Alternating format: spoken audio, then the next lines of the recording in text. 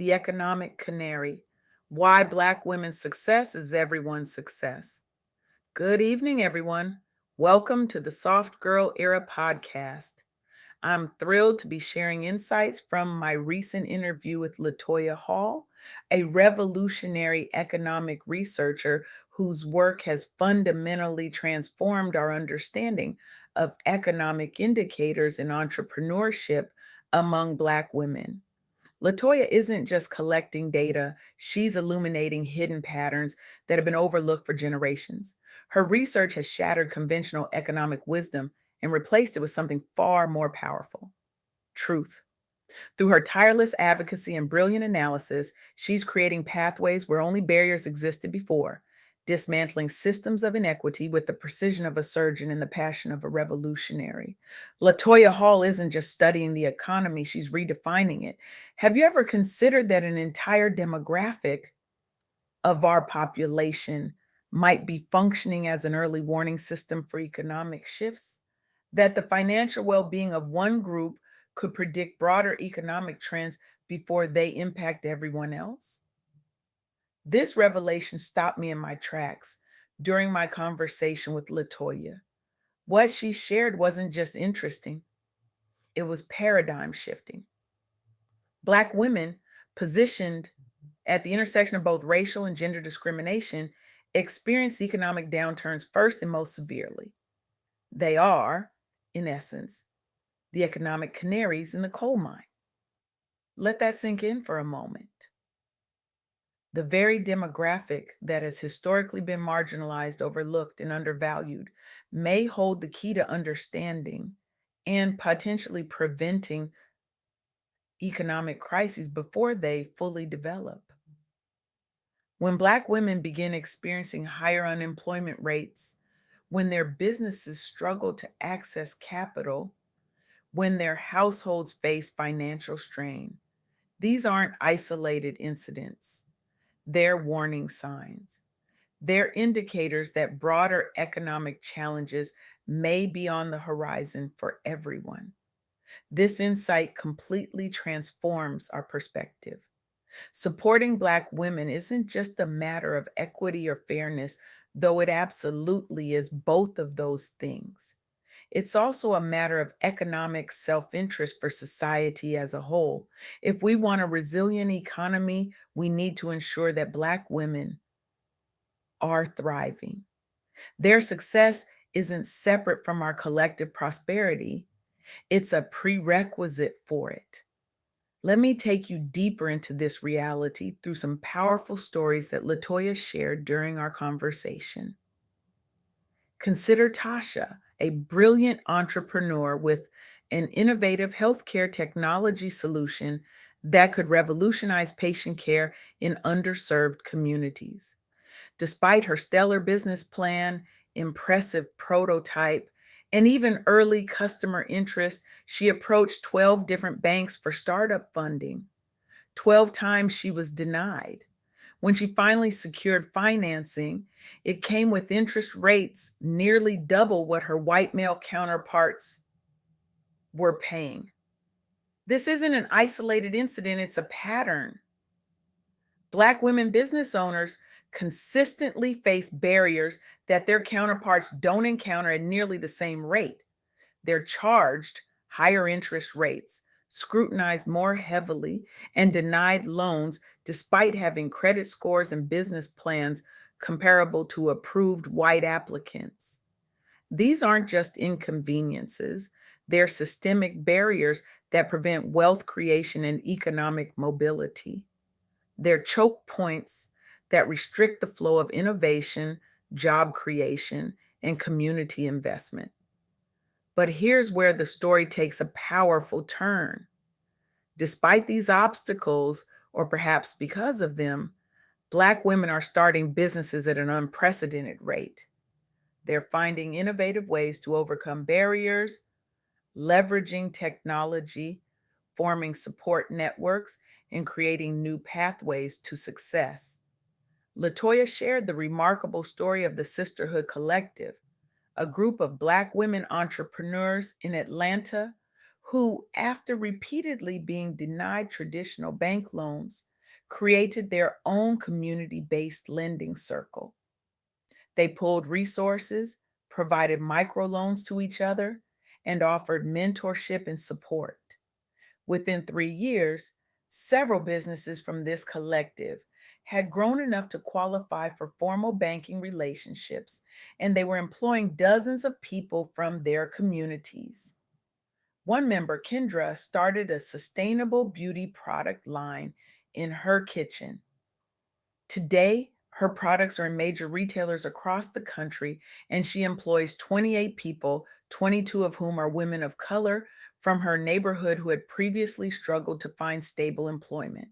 This isn't just a heartwarming story of perseverance, it's evidence of untapped economic potential. Imagine what these entrepreneurs could achieve if they had equal access to capital from the beginning. Imagine the jobs they could create, the innovations they could bring to market, the wealth they could generate, not just for themselves, but for entire communities. The economic impact extends far beyond individual success stories. When Black women owned businesses thrive, they typically hire from within their communities, invest locally, and create economic ripples that benefit everyone. They become anchors of economic stability in neighborhoods that have historically been underserved. This brings me to another critical insight from my conversation with Latoya. The rising tide of women's entrepreneurship globally represents one of the most significant economic shifts of our time. Women are starting businesses at unprecedented rates across sectors ranging from technology to healthcare, education to sustainable goods. Digital platforms have democratized access to markets, allowing women entrepreneurs to reach customers globally without the massive capital investments that were once required. Online communities have created support networks that provide mentorship, guidance, and collaboration opportunities. The result has been a surge in women led startups that are changing industries and creating more diverse, innovative business environments. Research consistently shows that diverse teams make better decisions, identify more creative solutions, and ultimately build more successful companies. But here again, we see disparities. While women's entrepreneurship is rising overall, Black women still face disproportionate challenges in accessing the resources, networks, and capital needed to scale their businesses. They're doing more with less, which is a testament to their resilience and ingenuity. But it's also a missed opportunity for our broader economy. The third story Latoya shared focuses on employment trends, and it's perhaps the most stark illustration of the canary in the coal mine phenomenon. Historically, Black women have experienced higher unemployment rates than almost any other demographic group. During economic downturns, they're often the first to lose jobs and the last to be rehired when recovery begins. This pattern played out dramatically during recent economic crises. Black women's unemployment rates spiked earlier and higher than other groups, and they remained elevated long after the official recovery was underway. If policymakers had paid closer attention to these early warning signs, if they had recognized that Black women's economic experiences were predictive rather than peripheral, they might have implemented more effective interventions sooner. Latoya shared the story of a manufacturing community in the Midwest where Black women workers began losing their jobs 6 months before the company announced widespread layoffs. Those early job losses were dismissed as restructuring or normal turnover, but they weren't random. They were the first tremors of a major economic earthquake that eventually affected thousands of workers across all demographics. The implications are profound. By focusing economic support and policy interventions on the needs of Black women, we could potentially prevent or mitigate broader economic downturns by ensuring that Black women have access to quality jobs, fair wages, and opportunities for advancement. We strengthen the foundation of our entire economy. This isn't just theoretical. There's compelling evidence that economies with greater gender and racial equity are more stable, more innovative, and more resilient. When we remove barriers that prevent full participation, everyone benefits from the resulting growth and stability. So, what does this mean in practical terms? How do we translate these insights into action? First, we need to recognize that supporting this Black women's economic success isn't a niche concern or a special interest. It's central to building a healthy, resilient economy for everyone. This means investing in education and training programs that prepare Black women for high growth fields. It means implementing policies that address wage gaps and workplace discrimination. It means ensuring access to affordable childcare and family leave, which disproportionately impact women's ability to participate fully in the workforce. For the business community, it means examining lending practices and investment patterns. Are Black women entrepreneurs receiving equitable access to capital? Are venture capital firms and angel investors seeking out and supporting diverse founders? Are corporate supplier diversity programs genuinely creating opportunities for Black women owned businesses? For policymakers, it means using an equity lens when designing economic interventions. How will this policy impact those who are most vulnerable? Will it reach those who have historically been excluded? Does it address underlying structural barriers or merely treat symptoms?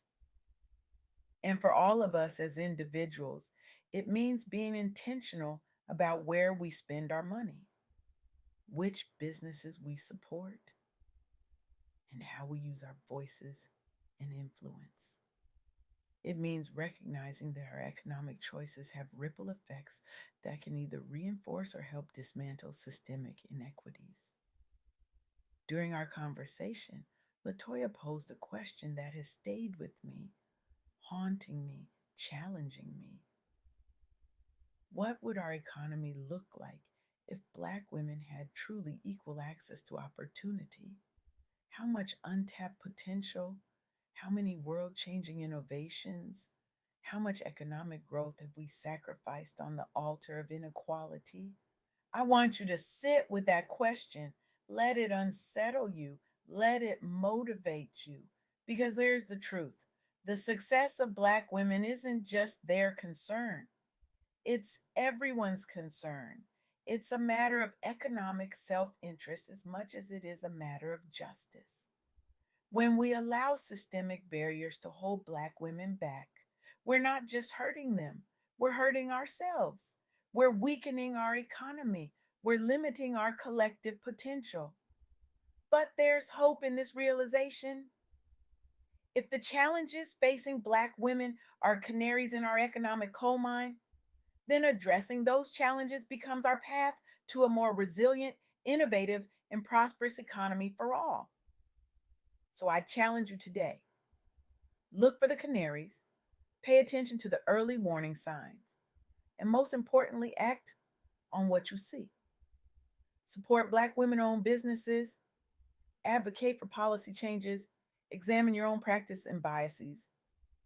Because when Black women succeed, we all succeed. The future of our economy depends on it. The future of our communities depends on it. Our collective future depends on it. Thank you.